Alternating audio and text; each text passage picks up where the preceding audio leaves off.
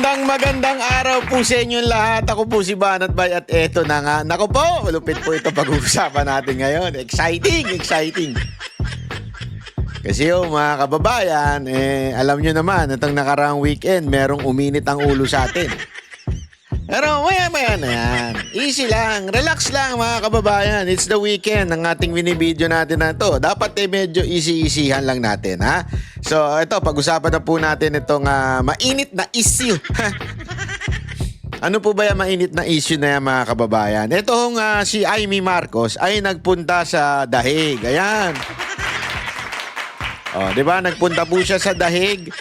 So, humiga po siya sa dahig. Sa sahig pala. Yung anak ng tutsang kalabaw. Oo.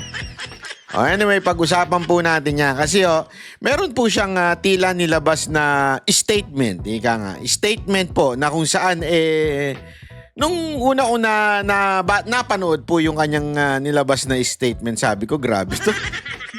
Manggang-mangga lang ang datingan. Talagang ginagamit po para po talaga sa kanya pong sariling kapanganan, di ba? Para sa kanyang sariling promotion, ika nga. Di ba po? So ayan na nga, pag-usapan natin 'yan. Ay nako po. So, etong video na ito, ipapakita ko sa inyo itong video na ito at panoorin nyo po at lawakan po natin ang ating isip. Bigyan po natin ng kaliwanagan ang mga sinasabi niya po dito. Atin po itong pakinggan ho talaga. Okay? Tingnan natin. Let's read between the lines. Ika nga. Di ba meron tayong ganyang klaseng kasabihan? Tayo ay wag lamang pong makinig doon sa sinasabi. Dapat po tayo ay talagang umuunawa dun sa nais na mensaheng iparating. Iba po kasi yung sinasabi lamang at yung mensaheng nais iparating sa taong bayan.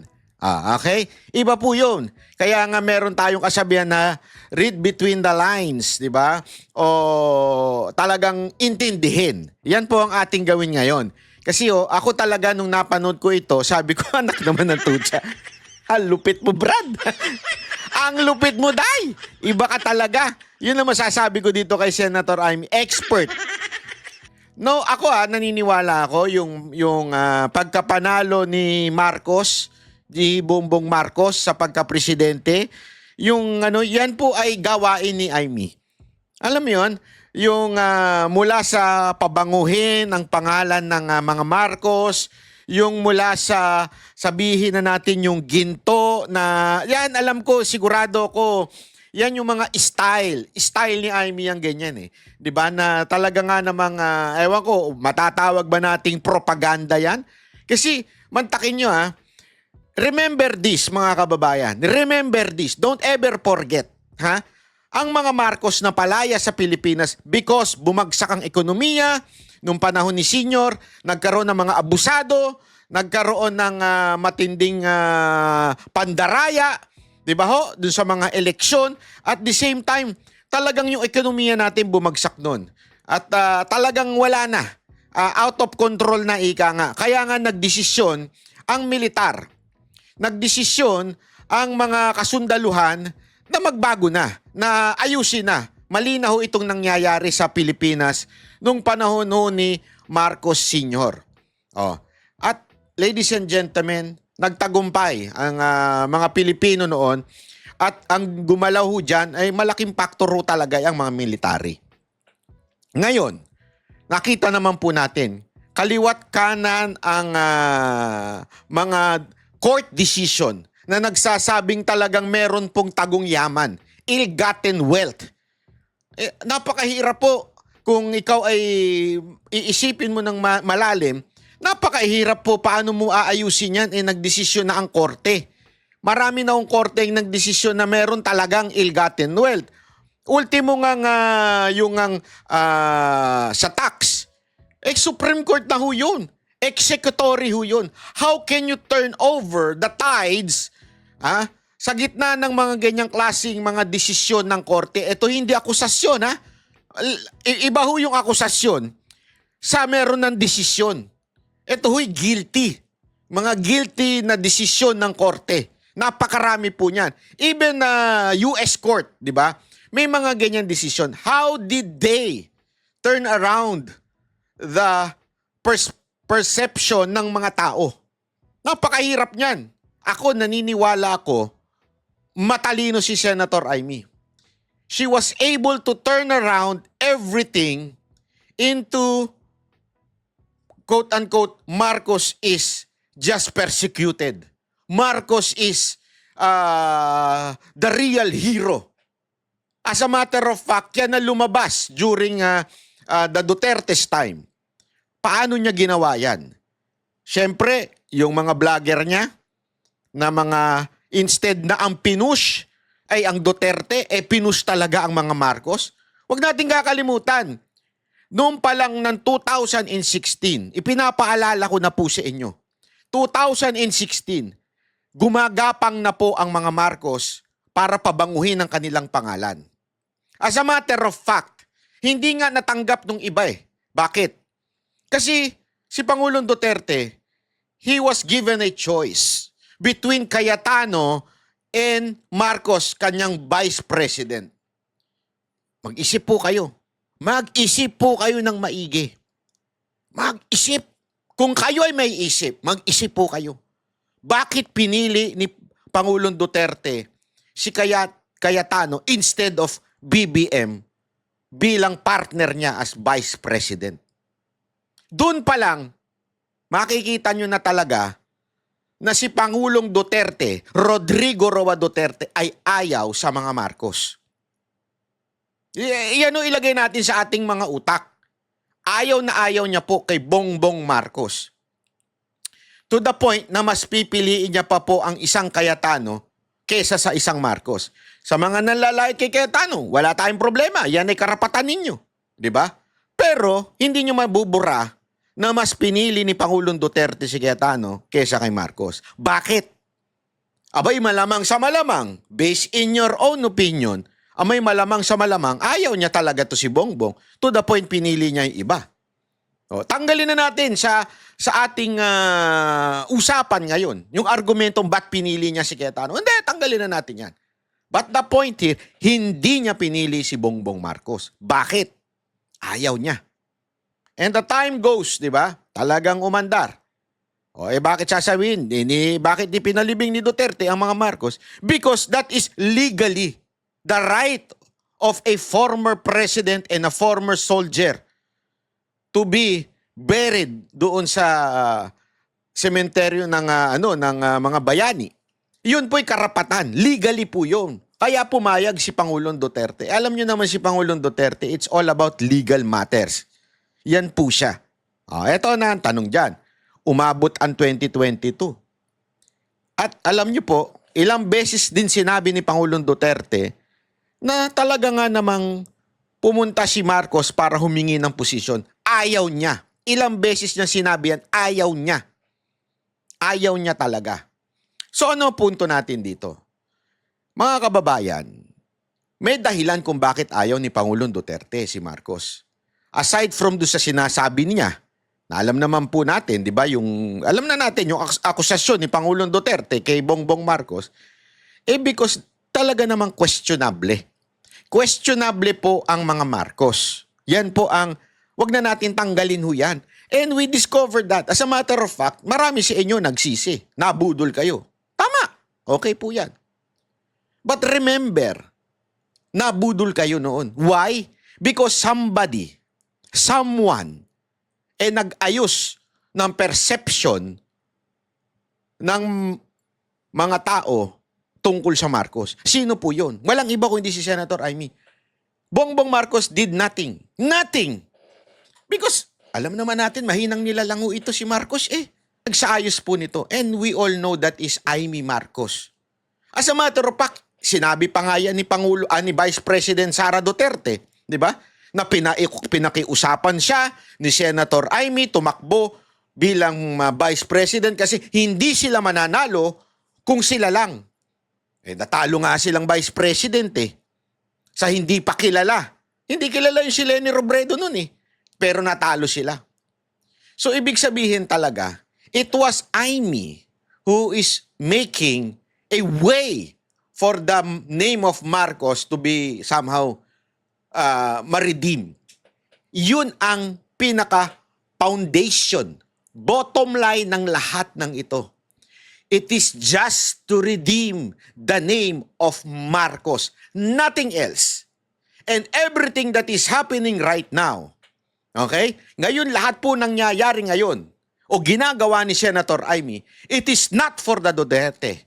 It is for redeeming the name of Marcos. Yan ang hindi natin maintindihan. Hanggang ngayon, marami pa sa atin ang nagpapabudol. Yan lang ang motibo ni Amy. Wala nang iba. Yung sinasabing naaawa siya kay Pangulong Duterte, si Amy ay gagawa ng mga ganito-ganito dahil ayaw niya, dahil naggawa sa pamilya ko to. Hindi. Lahat lang yan ay talkish lang po yan. Lahat po lang yan ay propaganda. Ang tunay talaga ay yung paulit-ulit niya sinasabi noon hanggang ngayon. At hindi lang niya sinasabi ngayon, ginagawa niya pa. Ano yun? Never niyang binlame ang kapatid niya. Never sa nangyari kay Pangulong Duterte. Never! Eto mga kababayan, isang katibayan. Nung nagsalita po yung kanilang campaign manager sa Alyansa, tinanong niya sila, ano ba nakita ninyong pagbagsak ng Alyansa? Ang sinabi lang niya, tinuro lang niya yung kamera o yung leadership ng kamera because of the impeachment. Pero nung tinanong na siya nung reporter, what about the Hague? Medyo iniiwas niya. Iniiwas ni Tiangco yung tanong. Binabalik niya doon sa impeachment. Kasi kagagawa niyo ng kamera. But we all know. Oo, merong nagawa yon. Merong nagawa na para bumagsak ang alyansa because of that impeachment. But, ang talagang nagpabagsak sa alyansa, yung trigger point, ay yung tinanggal nila si Pangulong Duterte dito at dinala si The Hague. That's the trigger point. And, hindi niya sinisi ang kamera doon. Bakit? Alam niya kasi.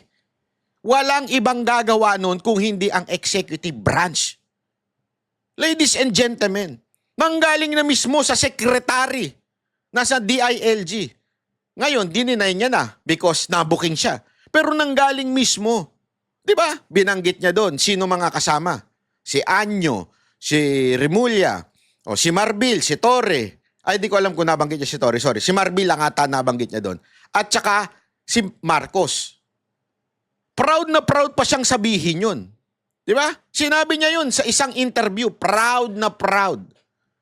Niyang sinabing pinagplanuhan ito kasama ang Pangulo. Pero pansinin ninyo, bakit dun sa report ni Amy sa Senado, never niyang binanggit ang Pangulo? Never! As a matter of fact, sinasabi niya pa nga, walang kinalaman si Marcos. Anak ng 3 kalabaw na pinagdikit-dikit. Gumalaw ang lahat ng sekretary mo. Pati si Gibo. Binanggit doon. Gumalaw lahat yan. Nang wala kang alam as president. Tangina naman. Kalukuhan naman yan. Doon pa lang. Sige nga ho. Sige nga. Sige nga ho. Tanungin ko kayo. Kailan sinisi ni Amy Marcos yung kapatid niya? Bilang palpak sa lahat ng nangyayari sa bansang Pilipinas.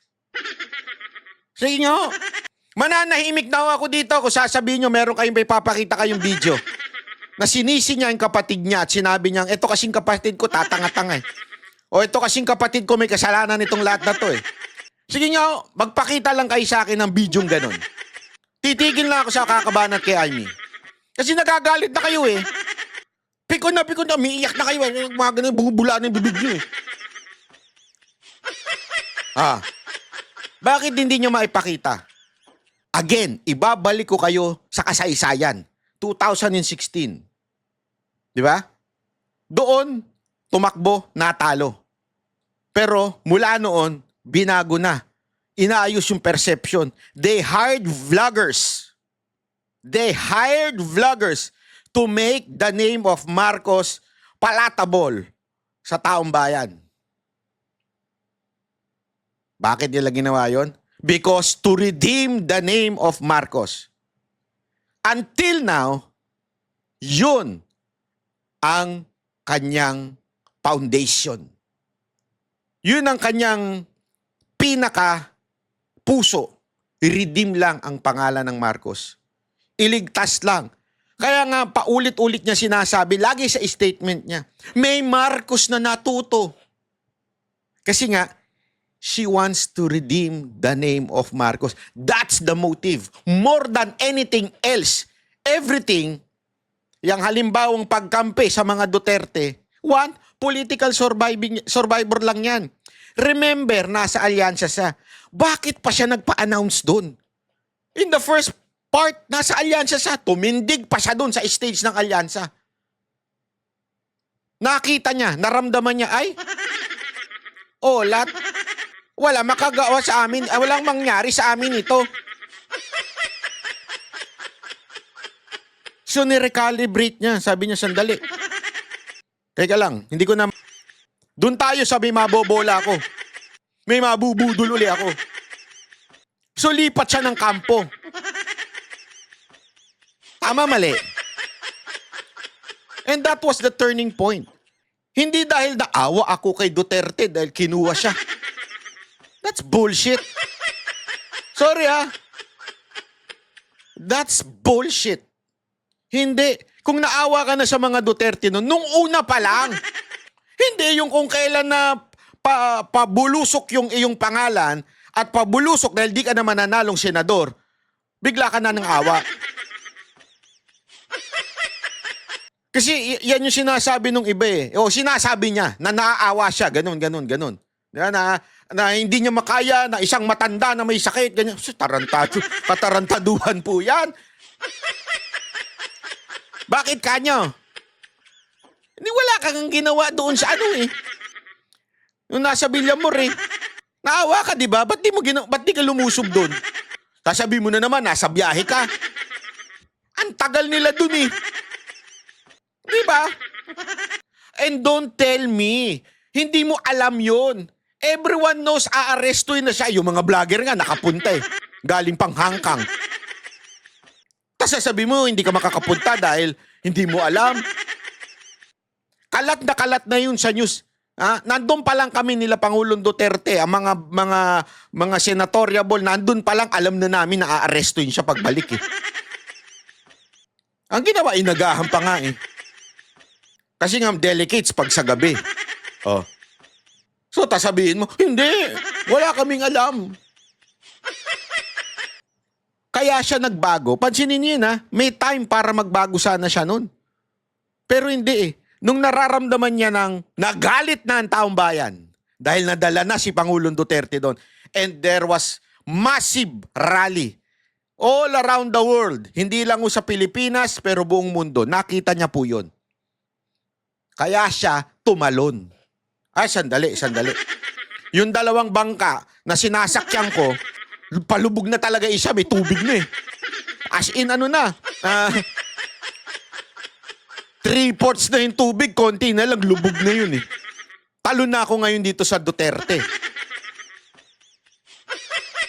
Nakikita nyo na. Kaya siya biglang talon. And yes, she was saved. Totoo yan. She was saved because tumalon siya. She was saved because yung iba sa inyo nagpabudol. That's the truth.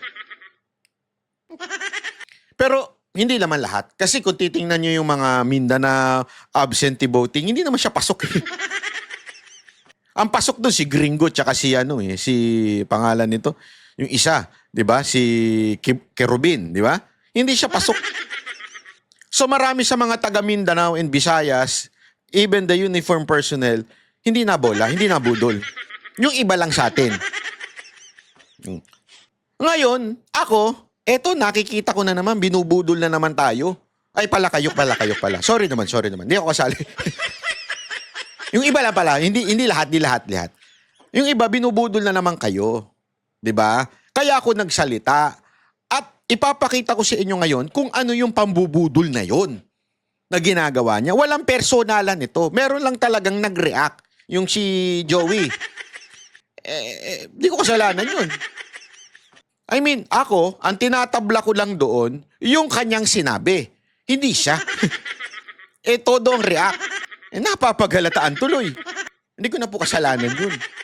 Diba? O, panoorin muna natin, ano ba yung sinabi niya na talagang tumindig ang balahibo ko.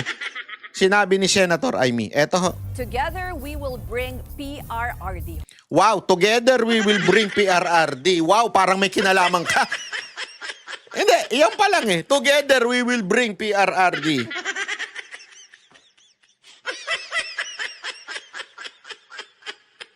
Ito yung post niya eh, nakasama yung abogado.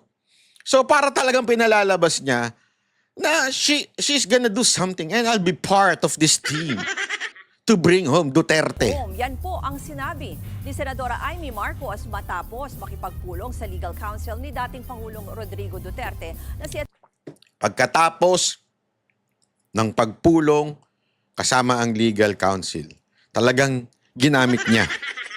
Manggagamit talaga? Hindi, manggagamit talaga eh. Baliktarin natin istorya. Istoryahin natin, ha? O, baliktarin natin. Ako nakipagpulong. Ako nakipagpulong kay Attorney Kaufman. Sabi ko, at bigla ako nag-post. Iuuwi namin si Duterte. Ano mararamdaman ninyo? Hindi, wag na tayo mag-ano kasi yung iba dinadaan sa technical eh. Ikaw simpleng tao. Uy, tangina si Banat Bay, may kinalaman? Talagang grabe ka talaga Banat Bay. Bayani ka. Kasama ka ni Kaufman, dadalin mo ang Pangulong Duterte pabalik dito. Di ba? Yes, you would say it's not literal. I know you would say that. But to the ordinary Filipino, yun ang magiging interpretasyon. Yung mga matatalino, hindi mabubudol doon. Pero we all know na meron siyang quote-unquote target, yung mga madaling mabudol. Kaya nga pag titignan mo yung mga comment sa akin, ang mga nakasulat doon, mga troll mga walang account, mga nakatago, walang friends. Alam mo, sabi doon, hayaan na natin tumulong si Amy na kung hindi naman dahil sa hearing ni Amy, hindi matutulungan ng pag-uwi kay Duterte. So talagang ang packaging nila ng kanilang team, whoever, sino yung mga yon, di natin alam kung sino yung mga pinuno ng mga Iminatics vlogger. Yung team nila, ganun ang tema. Tumutulong si Senator Amy sa pagpapauwi kay Duterte. Kaya nga ipinost yun with the picture of the lawyer. Now tell me, sige, kayo ang mag-isip. Tell me I'm wrong. Tell me na hindi intentional yung pag-post niya with a picture of the lawyer. Tapos siya nang sasabihin niya. I know. Ako alam ko na kagad yung palusot ng iba eh. Sasabihin nila, hindi yan literal. Ayan po legal matters. Ano yun, kasi gagamitin yung sa hearing yung sigurado ko yan eh. But again, iba ang konsepto ng ICC sa konsepto natin ng korte sa Pilipinas. Hindi pwedeng makisawsaw ang sino man. Talagang yung abogado lang, wala nang iba. Ganon kahigpit po dyan, iba usapan dyan. Bakit nakikiklaim ka? Kasi somehow, you know na may nabudol ka. You know na may mga ordinaryong Pilipino, sorry for the term, medyo gullible. Sa Tagalog, uto-uto. Madali mong mabola. Pero hindi ho lahat. Katulad naming mga banateros at yung mga nanonood dito, mga subscriber, nag-iisip na hindi ganun yun. Huwag nating palabasin na tila meron kang trabahong ginawa. Attorney Nicholas Kaufman. Nagtungo sa The Hague, Netherlands si Marcos kasama si Vice President Sara Duterte. Sa kanyang post, sinabi ng senadora na batid daw niya ang pakiramdam ng mawalay sa sariling bayan dahil naranasan na nila ito noon. Kaya simulat sa pool ay alam daw ni VP Sara ang opinyon niya tungkol sa ani ay hindi katanggap-tanggap na sinapit ng dating Pangulo. So, Biktima na naman kayo. Tingnan ninyo kung papaano niya tineturn yung tides. Tingnan nyo, ano pinalalabas niya? Hindi, biktima rin kami ng ganyan. Biktima. Sandali, bigla kayo naging biktima? Hindi kasi, tama nga naman, pinatalsik yung pamilya nila. Pero sandali! Sandali! Iba usapan ninyo. Iba yon. Taong bahay na nagpatalsik sa inyo nun. Ito, hindi taong bahay na nagpatalsik kay Duterte. Politika. Si Marcos lang. Kapatid mo. Wag mo nang baguhin ang kasaysayan. Sinasabi mo na naman dito parang pareho ng ginawa kay Marcos Sr. at kay Pangulong Duterte, magkaiba. Yung kay Marcos Sr., ayaw na ng taong bayan sa inyo. Pati yung mga sundalo, ayaw na sa inyo nun. Kaya nga nagbaliktaran na nun. Yan ang katotohanan. Dito, hindi ayaw kay Duterte. Ilang tao lang. Kaya nga umiiyak yung ibang mga pulis na nanghuli, di ba? Bakit? Kasi nga po, hindi ho sila sold na dapat dalhin si Pangulong Duterte doon. Di ba? Tapos sasabihin nyo, parang pareho kayo? Biktima ka rin? Anak ka ng wedding, oh. Gago! Sorry Senator Amy, wag ako. Wag ako. Hindi mo ako madadaan sa ganyan mo. Yung mga ganyang hirit, nako po, tablado sa akin yan. Bahaging pa ni Senadora Marcos, hindi raw siya naghintay ng 39 na taon para magkamali muli. At may Marcos daw na natuto na sa kasaysayan. So ayun, ligtas na naman. May Marcos na natuto sa kasaysayan. So sa madaling salita, sila lang yun. Siya lang yun. Si BBM lang yung Marcos na yun. Ha? Na mali. Ako, maayos ako na Marcos. So, ligtas na naman ng mga Marcos. Gago! Now, kung hindi nyo ito naaamoy, ewan ko na lang sa inyo. Hindi. Kung nagpapaniwala kayo sa ganito, ewan ko na sa inyo. Magpatingin na po tayo.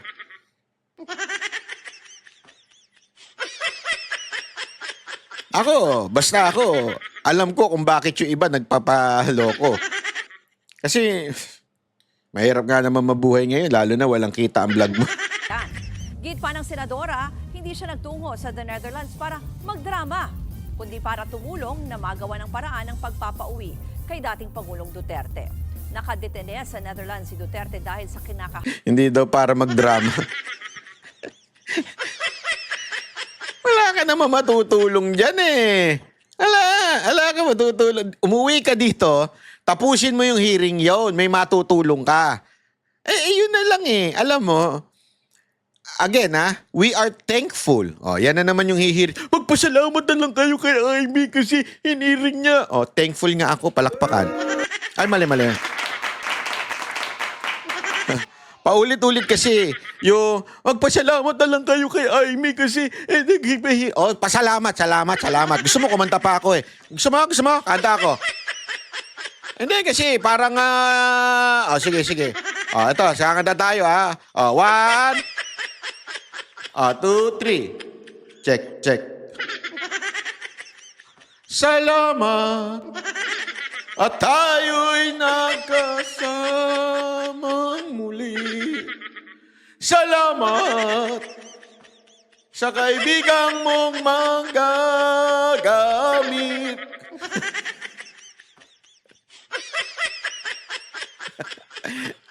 Hindi. Kasi hihirit na naman iba. Magpasalamat na lang kayo. Nagkaroon pa ng hearing. Dahil kay Amy na yung hearing. Ayan nga, salamat na nga. Ulit-ulit yung salamat na yan, ha? Una sa lahat, trabaho niya yun bilang senador. Pasalamat. Play! Na reklamong crimes against humanity sa International Criminal Court. Mga kapatid, Ayan. Ayan po yun. Yan po yung konteksto na yun, okay?